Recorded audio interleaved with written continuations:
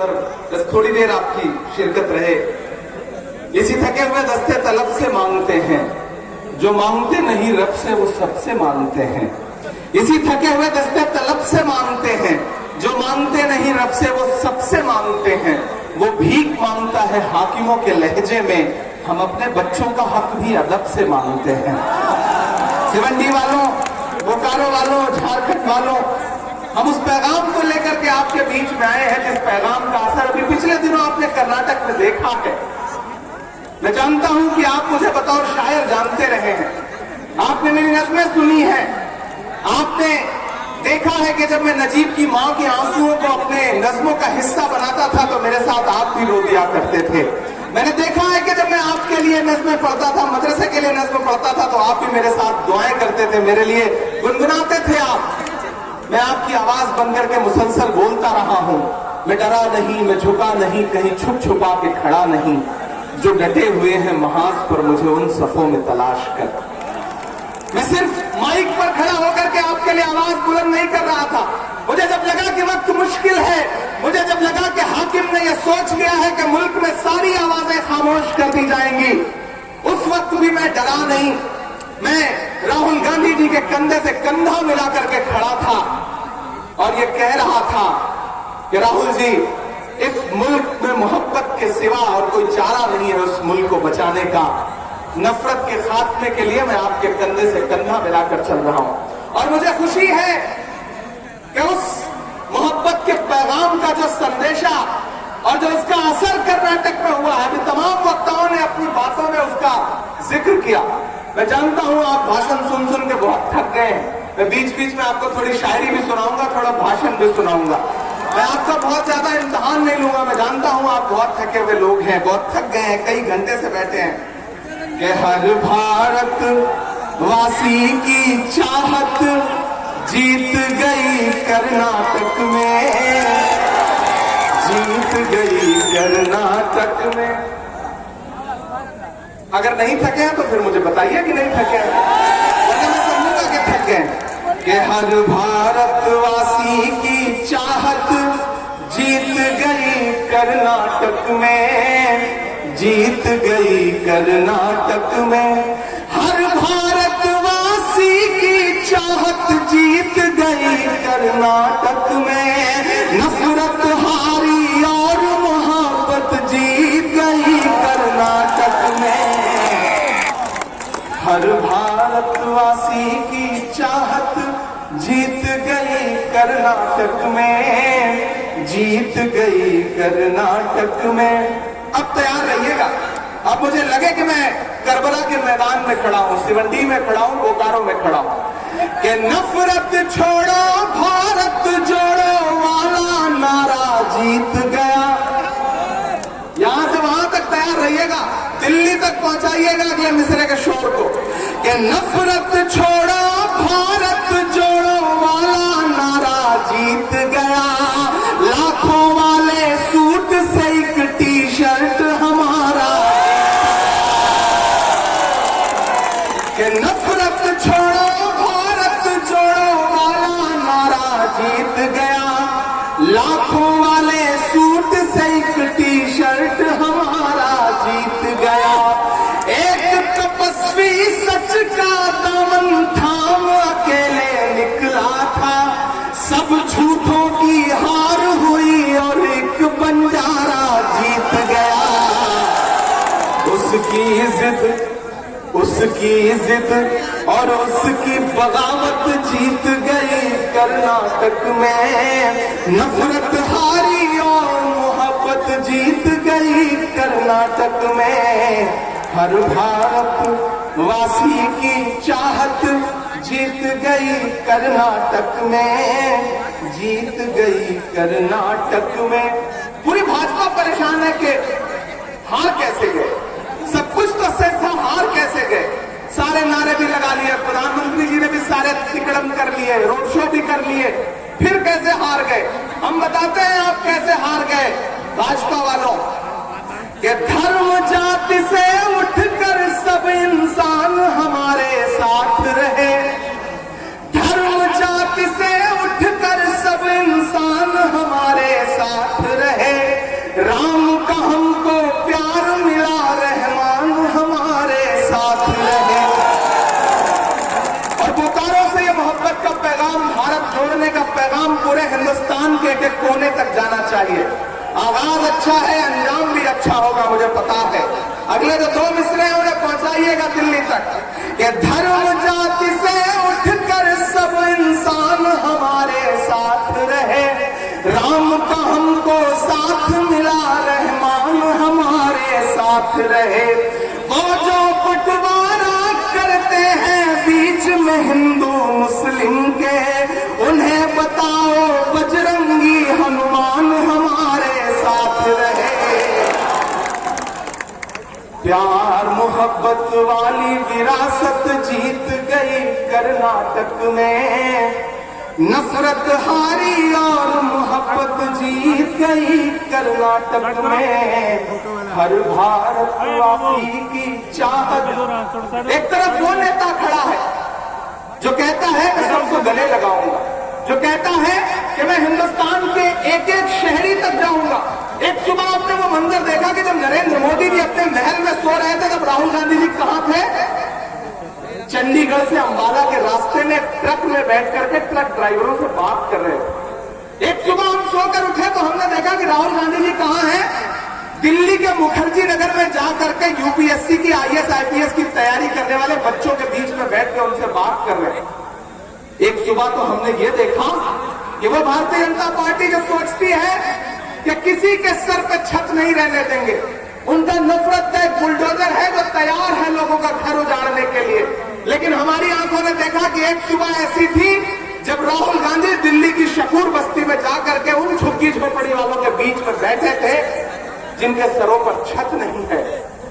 हमारे पास एक ऐसा नेता है और एक तरफ ऐसे लोग हैं कि आज नई संसद का उद्घाटन कर रहे थे।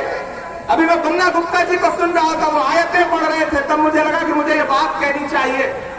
एक तरफ प्रधानमंत्री जी उद्घाटन कर रहे थे नई संसद का, सिर्फ एक फ्रेम, एक चेहरा। मैं झारखंड में खड़ा हूं, मैं आदिवासी अस्मिता को समझता हूं, मैं झारखंड के एक एक बच्चे बच्चे की पीड़ा को समझता हूं कि प्रधानमंत्री जी ने हमारी महामहिम राष्ट्रपति द्रौपदी मुर्मू जी को क्यों नहीं बुलाया। मैं मीडिया के साथियों से भी कहना चाहता हूं कि हां, हमने संसद भवन के उद्घाटन समारोह का बहिष्कार किया और सिर्फ कांग्रेस ने नहीं बल्कि इस देश की 21 पार्टियों ने बहिष्कार किया। हमने संसद का बहिष्कार नहीं बल्कि उद्घाटन समारोह का बहिष्कार किया, और वो इसलिए किया कि इस देश की जो प्रथम नागरिक है महामहिम द्रौपदी मुर्मू जी को आखिर क्यों नहीं बुलाया आपने उद्घाटन समारोह में? आपने क्यों नहीं बुलाया उपराष्ट्रपति महोदय को, महामहिम को? बातें करते हैं आप बेटी बचाओ बेटी पढ़ाओ की। आप उधर अंदर खड़े होकर के बातें कर रहे थे लोकतंत्र को बचाने की, और बाहर जंतर मंतर पर बैठी हुई वो महिला पहलवान साक्षी मलिक और विनेश फोगाट जो इस देश के लिए ओलंपिक का मेडल लेकर के आई थी, आपकी दिल्ली पुलिस उनको घसीट रही थी सड़क पर। हम तो जब हाई स्कूल में पढ़ा करते थे तो संस्कृत का एक श्लोक सुनते थे कि यत्र नार्यस्तु पूज्यन्ते रमन्ते तत्र देवता। जहां नारियों की पूजा होती है वहां देवता निवास करते हैं। यह है आपका बेटी बचाओ बेटी पढ़ाओ प्रधानमंत्री जी, कि आप उधर भाषण दे रहे हैं और बाहर बेटियां घसीटी जा रही हैं। यह है आपका बेटी बचाओ बेटी पढ़ाओ कि 15 अगस्त को जब आप लाल किले की प्राचीर से महिला सुरक्षा की बात कर रहे थे तो उसी के महज 1.5 घंटे बाद गुजरात में बिल्किस बानो के जो बलात्कारी थी वो रिहा किए जा रहे थे, उन्हें माला पहनाई जा रही थी। यह है आपका बेटी बचाओ बेटी पढ़ाओ।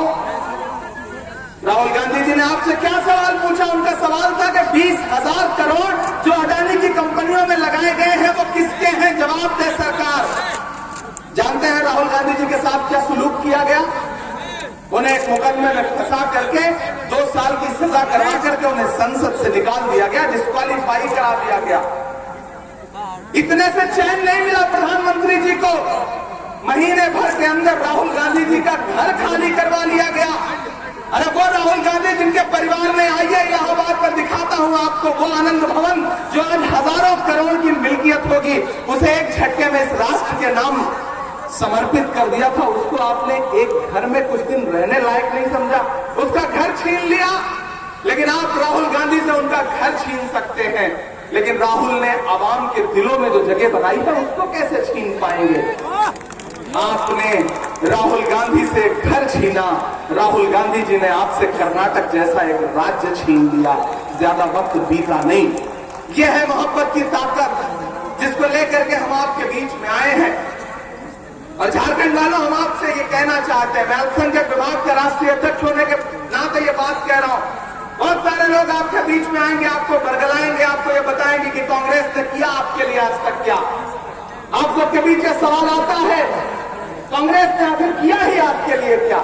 और आप भी चुप रह जाते हैं, आप जवाब नहीं दे पाते। मैं नई नस्लों आपसे कहना चाहता हूं कि अब जब कोई कहे कि कांग्रेस ने आपके लिए किया क्या, अल्पसंख्यकों के लिए किया क्या, तो पलट के जवाब देना, उन्हें बताना कि वो कांग्रेस ही है जिसने डॉक्टर जाकिर हुसैन को इस देश का राष्ट्रपति बनाया। वो कांग्रेस ही है जिसने फखरुद्दीन अली अहमद साहब को इस देश का राष्ट्रपति बनाया। वो कांग्रेस ही है जिसने मौलाना अबुल कलाम आजाद साहब को इस देश का शिक्षा मंत्री बनाया। वो कांग्रेस ही है जिसने सैयदा अनवरा तैमूर को असम का मुख्यमंत्री बनाया। वो कांग्रेस ही है जिसने बरकतुल्लाह साहब को राजस्थान का मुख्यमंत्री बनाया। वो कांग्रेस ही है जिसने अब्दुल गफूर साहब को बिहार का मुख्यमंत्री बनाया। वो कांग्रेस ही है जिसने अब्दुल रहमान अंतुले को महाराष्ट्र का मुख्यमंत्री बनाया। वो कांग्रेस ही है जिसने अभी अभी हालिया दिनों में गद्दारी करने वाले गुलाम नबी आजाद साहब को कश्मीर का मुख्यमंत्री बनाया। वो कांग्रेस ही है जिसने सलमान खुर्शीद साहब के वालिद को, सलमान खुर्शीद साहब को इस देश का केंद्रीय मंत्री बनाया।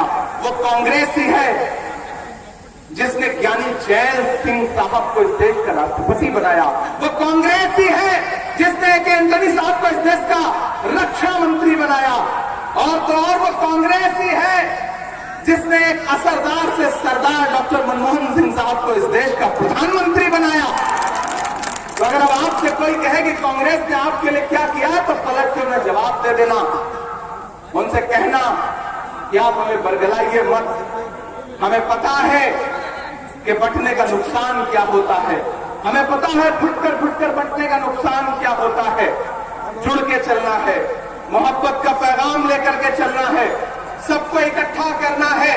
और आने वाले 2024 में मैं ये जो सड़कों की धूल फांकता हुआ शहर दर शहर जा रहा हूं, मेरी आंखों का एक सपना है, और वो सपना यह है कि मैं 2024 में लाल किले पर झंडा फहराते हुए जिस शख्स को देखूं, उस शख्स का नाम राहुल गांधी हो। ये मेरा ख्वाब है, मैं उस ख्वाब को लेकर के चल रहा हूं। आप जानते हैं, मैं मुशायरों की दुनिया में आपकी मोहब्बतें मेरे साथ थी। आप जानते हैं, आप बहुत प्यार लुटाते थे, लेकिन मैं वो सब एक तरफ रख करके क्यों शहर दर शहर सियासी गलियारे की खाक छान रहा हूं? क्योंकि मैं जानता हूं मुल्क के जो हालात हैं, अगर ऐसे में हम चुप रहे तो आने वाली नस्लें हमसे पूछेंगी कि जब जमहूरियत को कुचला जा रहा था, जब आईन को पामाल किया जा रहा था, जब संविधान को लूटा जा रहा था, ऐसे में तुम कहां थे? तब मैं उनसे कह सकूं कि नहीं, मैं खामोश नहीं था, मैं चुप नहीं था, मैं अपने घर के किसी एसी के कमरे में सुकून से बैठा नहीं था, बल्कि मैं डट करके हाकिम वक्त की आंख से आंख मिला करके पार्लियामेंट से लेकर के सड़क तक खड़ा होकर के उनसे कह रहा था कि हम नहीं डरते आपसे। और अगर आप हमें डराना चाहते हैं तो भूल जाइए, हम नहीं डरते हुकूमतों से, हम नहीं डरते, बल्कि अलग ऐलान हुकूमत से ये कहते हैं कि मत समझना डराने से डर जाएंगे। उधर जो लोग बैठे हैं, जो स्क्रीन में देख रहे हैं, उनसे भी गुजारिश है कि स्क्रीन छोड़ के इधर देखिए। लोग कहते हैं कि मैं लाइव ज्यादा ठीक लगता हूं, तो इधर देखेंगे आप तो ज्यादा ठीक रहेगा। इधर के भी साथियों से गुजारिश है, शिरकत करें। मैं चाहता हूं कि अगले 20-25 मिनट आपसे मुखातिब रहूं और आपको कुछ सुना के भी जाऊं, ताकि आपको यह न लगे कि इमरान आया था और शायरी नहीं सुनाया, बल्कि बहुत सारा भाषण खिला के गया। कि मत समझना डराने से डर जाएंगे। मैं इन दिनों मौलाना आजाद साहब को बहुत पढ़ रहा हूं। जब मुझे लगता है कि मैं दिल से दर्द महसूस कर रहा हूं, तो मैं उनका एक भाषण सुनता हूं। 1947 में जो जामा मस्जिद की सीढ़ियों पर खड़े होकर के उन्होंने तकरीर की थी, मैं उसे सुनता हूं, जिसमें उन्होंने कहा था कि आओ अहद करो, ये मुल्क तुम्हारा है। आओ अहद करो कि ये मुल्क हमारा है, हम इसी के हैं और इसकी तकदीर के बुनियादी फैसले हमारे बिना अधूरे रहेंगे। ये 1947 में एक बड़ी दूर तक देखने वाले शख्स ने कहा था। तो जब मैं सुनता हूं तो मुझे अपनी ये नज़्म याद आती है कि मत समझना डराने से डर जाएंगे, अब के सारी हदों से गुजर जाएंगे। मत समझना डराने से डर जाएंगे, अब के सारी हदों से गुजर जाएंगे। मौत के नाम का खौफ देता है क्यों। एक भाई साहब कुछ इनाम देना चाहते हैं, ये पैसा जिला कांग्रेस कमेटी को दे दें और इससे किसी गरीब को कुछ दे दिया जाए। बहुत शुक्रिया, आपकी दुआ ने पार्लियामेंट में पहुंचा दिया है, वहां ठीक ठाक तनख्वाह मिल जाती है, उससे गुजारा हो जाता है और ये पैसा किसी गरीब के काम आ जाएगा तो आपका बहुत शुक्रिया। बस आप जो मोहब्बतें देते हैं, जो मेरा दामन दुआओं से भरते हैं, उससे बड़ी कोई दौलत नहीं है और मैं उसी मोहब्बत के हाथों बिकने के लिए तैयार हूं, पैसों की जरूरत नहीं है। मैं पढ़ता हूं कि मत समझना डराने से डर जाएंगे। मुझे लगे मैं बड़े हंगामों में शायरी सुनाने का आती हूं। अब तो मैं, पहले आप बुलाते थे, शायरी सुनते थे, पैसे भी देते थे, दाद भी देते थे। अब तो मैं सिर्फ आपसे कहता हूं कि बस मोहब्बत दे दीजिए और कुछ भी नहीं चाहिए। आपकी दुआओं ने सब कुछ दे दिया, बहुत कम उम्र में सब कुछ दे दिया। मैं 34 साल की उम्र में इस देश की सबसे बड़ी पार्लियामेंट का हिस्सा बना दिया। ये सिर्फ और सिर्फ आपकी दुआओं के सदके में हुआ है और किसी वजह से नहीं हुआ। मैं जानता हूं आपने अपने किन्हीं मासूम लम्हों में मुसल्ले पे बैठ के या कभी पूजा करते हुए मेरे लिए एक लम्हे के लिए दुआ की थी। शायद उसका सदका है कि मैं, मेरे जैसा एक गांव से निकला हुआ इंसान जिसके पीछे कोई बैकग्राउंड नहीं, कोई सियासी बैकग्राउंड नहीं, कोई अरबपति बाप की औलाद नहीं, लेकिन सीधे पार्लियामेंट में जाके बैठा। जो लोग ये कहते हैं कि कांग्रेस में नए लोगों का, आम लोगों का सम्मान नहीं होता, मैं उनसे कहना चाहता हूं कि मैं तुम्हारे सामने नजीर बन के खड़ा हूं। अगर मैं यानी कि इमरान प्रतापगढ़ी इस देश की पार्लियामेंट में पहुंच सकता है तो किसी भी गांव का बेटा इस देश की पार्लियामेंट में, इस राज्यों की असेंबलियों में पहुंच सकता है। अगर राजेश ठाकुर जी प्रदेश के अध्यक्ष बन सकते हैं तो कोई भी आम कार्यकर्ता कांग्रेस में बहुत ऊपर जा सकता है, इसमें कोई दो राय नहीं है। इसलिए कांग्रेस के बारे में जो मिथक बना है उस मिथक को छोड़िए और अलग-अलग हुकूमत से कहिए कि मत समझना डराने से डर जाएंगे, अब के सारी हदों से गुजर जाएंगे। मौत के, तैयार है ना, मौत के नाम का खौफ देता है क्यों।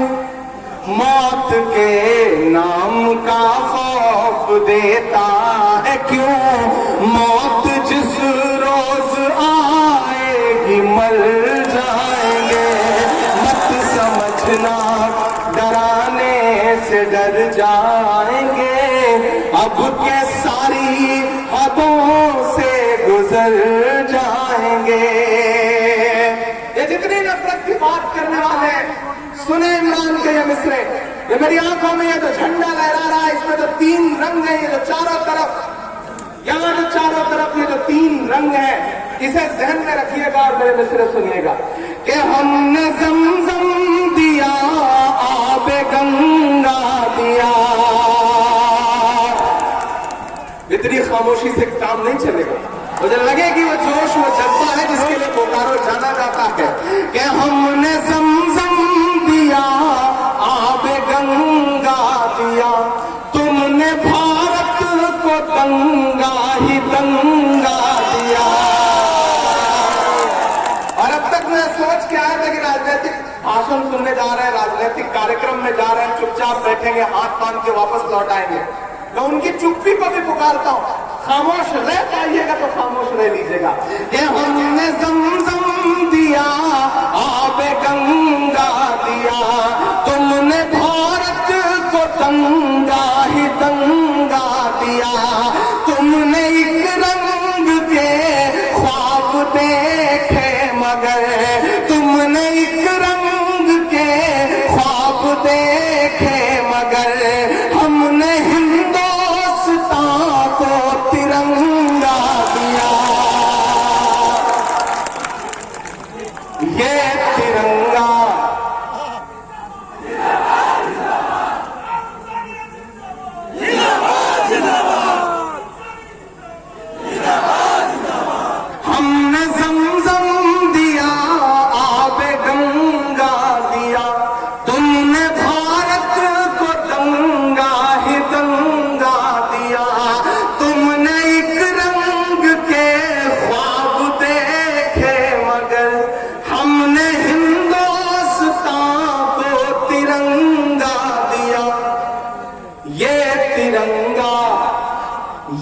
तिरंगा बदन पर लपेटे हुए, ये तिरंगा बदन पर लपेटे हुए एक दिन इस जमीन में उतर जाएंगे। मत समझना डराने से डर जाएंगे, अब के सारी हदों से गुजर जाएंगे। मौत के नाम का खौफ देता है क्यों, मौत जिस रोज आएगी मर जाएंगे। ना इधर जाएंगे ना उधर जाएंगे, बन के खुशबू फजा में बिखर जाएंगे। बोकारो वालों, मैं भी आने से पहले मिला था राहुल गांधी जी से, और कर्नाटक की जीत के बाद मुझे लगा वो बहुत ज्यादा खुश होंगे। तो उन्होंने मुझसे बस एक ही बात कही कि कर्नाटक की जीत अच्छी है, कार्यकर्ताओं को बधाई, लेकिन जब तक दिल्ली नहीं जीतेंगे तब तक जीत अधूरी रहेगी।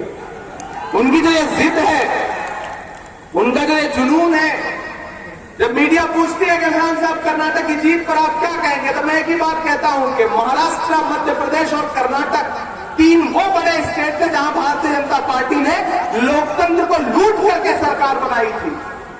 कर्नाटक का रिजल्ट हमारे सामने है, आने वाले दिनों में मध्य प्रदेश का रिजल्ट उससे अच्छा होगा। और महाराष्ट्र से मैं सांसद हूं, मैं महाराष्ट्र की मिट्टी की नब्ज समझता हूं, इसलिए कह रहा हूं कि जिस दिन महाराष्ट्र में चुनाव होगा, महाराष्ट्र का रिजल्ट आएगा, उस दिन भाजपा को मुंह छुपाते नहीं कहीं मिलेगा। ये मेरा दावा है, ये मेरा वादा है आपसे। इन तमाम मुश्किल हालातों में भी राजेश ठाकुर जी गवाह हैं। मैं दुबे जी को सुन रहा था, एक बुजुर्ग हमारे सरपरस्त हैं, ये सब गवाह हैं इस बात के कि जब मैं सांसद बन के आया तो हम प्रोटेस्ट कर रहे थे, हम डिटेन कर लिए जाते थे, 7-7 घंटे थाने में डिटेन रहते थे। राहुल गांधी जी 7 घंटे एक दिन डिटेन रहे, क्यों? क्योंकि वो आपके लिए आवाज उठा रहे, वो आपकी महंगाई पर बात करते, वो हिंदू मुसलमान की राजनीति नहीं करते। वो कहते हैं कि बुनियादी सवाल, नरेंद्र मोदी जी ने वादा किया था कि इस देश में हर साल युवाओं को 2 करोड़ नौकरियां दिया जाएगी। 9 साल सरकार के पूरे हुए, अभी कल मैं सरकार से पूछना चाहता हूं, आपके वादे के मुताबिक 9 साल में 18 करोड़ नौकरियां इस देश के युवाओं को देनी चाहिए थी, दी कितनी? जो थी वो भी छीन लिया। खुद तो 20,000 करोड़ का सेंट्रल विस्टा बनवाया और नौजवानों से कह दिया कि आपके लिए अग्निवीर योजना है, 4 साल के लिए मिलिट्री में भर्ती होना, उसके बाद जो मन करे वो करना। आपके लिए उनके दिल में बस इतनी ही जगह है। मैं तो कभी कभी मेरा मन करता है मैं उनसे कहूं कि कहां सोया है चौकीदार,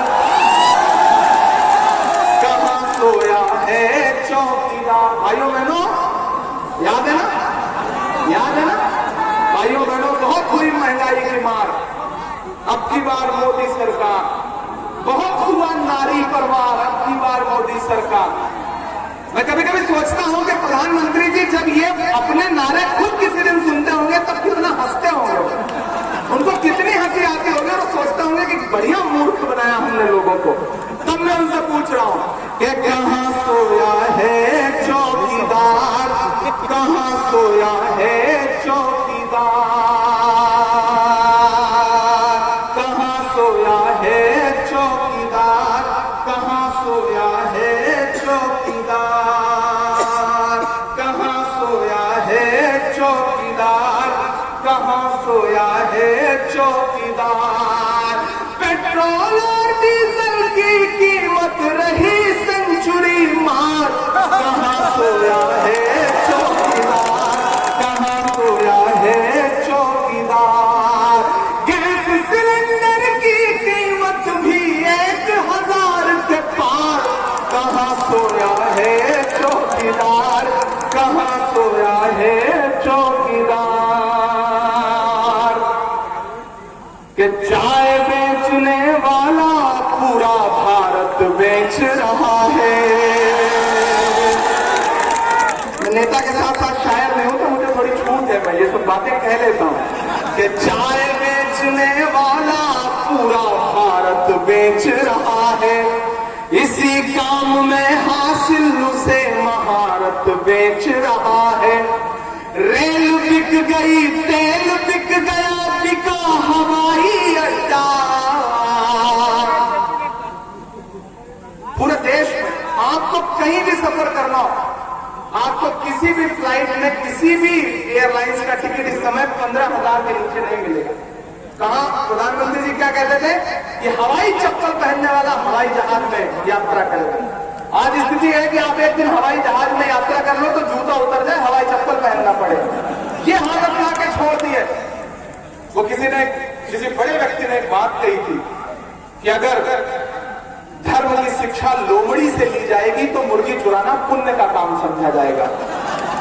आपको ये बात समझनी पड़े। यूनान के बादशाह, उस वक्त जब जंग हुई तो महान बादशाह सिकंदर ने यूनान को फतेह कर लिया। जब यूनान को फतेह कर लिया तो उसे सूझा कि लाओ शहर में देखते हैं, जश्न मनाते हैं।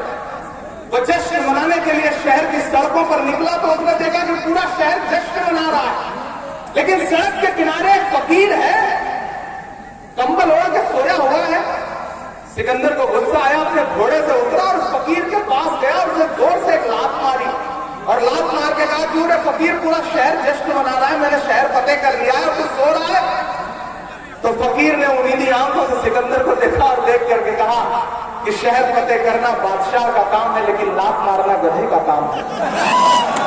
क्या खुदा की कायनात में इंसानों की कमी हो गई है? आज कभी आपको नोटबंदी की लात, कभी महंगाई की लात, हर दिन कुछ ना कुछ लात पड़ रही है गरीब जनता के पेट पर। अमीर कौन हो रहा है? उनके उद्योगपति दोस्त। अच्छे दिन मैं तो उनसे कहता हूं भाई मोहब्बत भाईचारे के दीवाने दिन ही लौटा दो, वो सस्ती दाल सब्जी के सुहाने दिन ही लौटा दो। ये अच्छे दिन तो अंबानी अडानी को मुबारक हो, हमें ऐसा करो साहब पुराने दिन ही लौटा दो, वो ज्यादा अच्छे थे। कि चाय बेचने वाला पूरा भारत बेच रहा है, इसी काम में हासिल उसे महारत बेच रहा है। कि रेल बिक गई, तेल बिक गया, बिका हवाई अड्डा। सब कुछ बिकता देख के खुश है अपने जेपी नड्डा। जनता महंगाई की मारी करती हाहाकार, कहाँ सोया है चौकीदार, कहाँ सोया है चौकीदार, कहाँ सोया है चौकीदार, कहाँ सोया है चौकीदार। पुकारो वालों, आखिर में बस आपसे 2-3 बातें कहता हूं। आज के इस प्रोग्राम को कामयाब करने के लिए सबसे पहले तो आपका शुक्रिया। हम स्टेज पर बैठे हैं, हम आपसे 5 फीट ऊपर हैं, आप नीचे बैठे हैं, लेकिन इसका यह मतलब नहीं कि इधर जो लोग बैठे हैं वो ज्यादा अहम हैं। आप ज्यादा अहम हैं। मेरा मानना है कि 5 फीट ऊपर बैठने से हम अहम नहीं हो जाते और आप 5 फीट नीचे बैठने से आप कमतर नहीं हो जाते। ये तराजू है, एक पल्ला 5 फीट ऊपर है, एक 5 फीट नीचे, लेकिन तराजू का वही पल्ला नीचे होता है जो ज्यादा वजनदार होता है। और पिछले 4.5-5 घंटे से आप सारे लोग बैठे हैं। हाँ, मैं सेल्फी भी लूंगा, ये कार्यक्रम तो जरूरी है, बिना इसके मुझे भी पता मैं जा नहीं पाऊंगा। आपकी सारी मांग की आपूर्ति की जाएगी, अब वो सारे काम किए जाएंगे, तो जाते हुए सेल्फी भी ले लेंगे। तो मैं आपसे कहना चाह रहा हूं, अच्छा इन दिनों लगातार पार्लियामेंट में बैठता हूं, सामने मोदी जी बैठते हैं, तो सेल्फी वाला रोग थोड़ा और सांसदों के अंदर आ गया है, तो वो सारे कार्यक्रम किए जाएंगे। मैं आपसे बस इतना कह रहा हूं कि आप बहुत अहम लोग हैं। आपने मंजूर की उमैर साहब की इस कोशिश को कामयाब किया, उसके लिए आपको सलाम। हमने मंजूर जैसे मजबूत आदमी को मंजूर किया है। राजेश ठाकुर जी की सिफारिश थी, उनकी गुजारिश थी, और अब मैं मुतमईन हूं कि मैंने एक मजबूत कंधों पर झारखंड प्रदेश की जिम्मेदारी सौंपी है। इससे पहले विभाग कैसा था, क्या था, आप तक लोग आते थे या नहीं आते थे, उसकी न शिकायत करूंगा न शिकवा सुनूंगा। बस आपसे बस इतना कह रहा हूं कि आपका काम करने के लिए हमने मंजूर को चुना और आपकी आवाज को कांग्रेस पार्टी ने चुना। मुझे माइनॉरिटी डिपार्टमेंट का राष्ट्रीय अध्यक्ष बनाया और फिर पार्लियामेंट में भेजा, इसलिए ताकि मैं आपकी आवाज बन के बोलूं। क्या मंजूर बैठे हैं, इन्हें यहां पकड़िए, यहां न मिले आपका काम हो तो रांची जाकर के पकड़िए ऑफिस में, और अगर वहां भी ये न मिले तो फिर दिल्ली आइए। मेरा दरवाजा आपके लिए 24 घंटे खुला है। हम आपके लिए हैं, आपके मुद्दों पर पूरी मजबूती से लड़ेंगे, अपनों से लड़ेंगे, पीछे नहीं हटेंगे, क्योंकि हमें पार्टी ने आपका काम करने के लिए नुमाइंदा बनाया है, तो हमारा फर्ज है कि हम आपके लिए लड़ें। आने वाला वक्त आपका है, ये सोच के, ये जहन बना के रहिए कि ये ताकतें कितना भी डराने धमकाने की कोशिशें करें, लेकिन हमेशा इस बात का ख्याल रखिएगा कि जालिम उतने भी जालिम नहीं है जितना फिरौन था, और आप उतने भी मजलूम नहीं है जितना मूसा की उम्मत थी। इसलिए अपने अंदर से डर निकालिए। वो चाहते हैं कि आप डर जाएं, घर बैठ जाएं, कुछ बोले ना, अपने हक के लिए आवाज ना बुलंद करें, यही तो वो चाहते हैं। लेकिन नहीं, जब कभी आपको लगे कि आपकी आवाज कमजोर पड़ रही है, आपको ये लगे कि आप बोल नहीं पा रहे हैं, तो मैं फिर आपसे कह रहा हूं कि आप मौलाना आजाद की वो तकरीर सुनिएगा कि आओ वहद करो, ये मुल्क हमारा है, हम इसके हैं, और इसकी तकदीर के बुनियादी फैसले हमारे बिना अधूरे रहेंगे। आज जल्जलों से डरते हो, कभी तुम खुद जलजला थे। आज जल्जलों से डरते हो, कभी तुम खुद जलजला थे। आज अंधेरों से कांपते हो, क्या तुम्हें याद नहीं, कभी तुम्हारा वजूद खुद एक उजाला था। याद करिएगा, सुनिएगा, ये बादलों ने मैला पानी क्या बरसाया है, तुमने भीग जाने के डर से अपने पायजामे ऊपर चढ़ा लिए हैं? नहीं, वो तुम्हारे ही असलाफ थे जो समुद्रों में उतर गए, वो तुम्हारे ही असलाफ थे जो समुद्रों में उतर गए, पहाड़ों की छातियों को रौंद डाला, आंधियां आई तो उनसे कह दिया कि तुम्हारा रास्ता ये नहीं है। ये ईमान से भटकने की बात है कि जो शहंशाहों के गिरेबान से खेलते थे, वो आज अपने खुद गिरेबान का तार तार बेच रहे हैं। डरने से काम नहीं चलेगा। आप बराबर के शहरी हैं, इज्जतदार शहरी हैं, आपकी आवाज बंद करके बोलने के लिए हम सारे लोग हैं। ये मुल्क मिल करके सबसे बनता है, किसी एक रंग से नहीं बनता। कांग्रेस पार्टी के तमाम नेता इस मुल्क के एक एक शख्स के लिए खड़े हैं। हम राहुल जी के साथ खड़े हैं। आखिरी के 4 मिसरे सुना करके आपसे विदा दूंगा कि खौफ नहीं जिसे मुरझाने का, मैं उस गुल के साथ खड़ा हूं। एक एक शख्स अगले 2 मिनट जहां है, जैसे हैं उसी तरह ठहर जाए। अगले 2 मिनट के बाद हम खुशी खुशी सभा को समाप्त करेंगे कि खौफ नहीं जिसे मुरझाने का। पूरे कार्यक्रम की जो सबसे खूबसूरत बात थी कि यहाँ जो रोशनी है ये भी तिरंगे रंग की है, ये जो लाइट है ये भी 3 रंग की है, इसमें हरा सफेद केसरिया तीनों रंग जल रहे हैं। हम कांग्रेस है, हमारे खून में, हमारी सांसों में, हमारी धड़कनों में मोहब्बत है, तिरंगा है, एकजुटता है, जहती है कि खौफ नहीं जिसे मुरझाने का, मैं उस गुल के साथ खड़ा हूं। खौफ नहीं जिसे मुरझाने का, मैं उस गुल के साथ खड़ा हूं। कैसा भी दौर आए लेकिन मैं राहुल के साथ खड़ा हूं। कैसा भी दौर आए लेकिन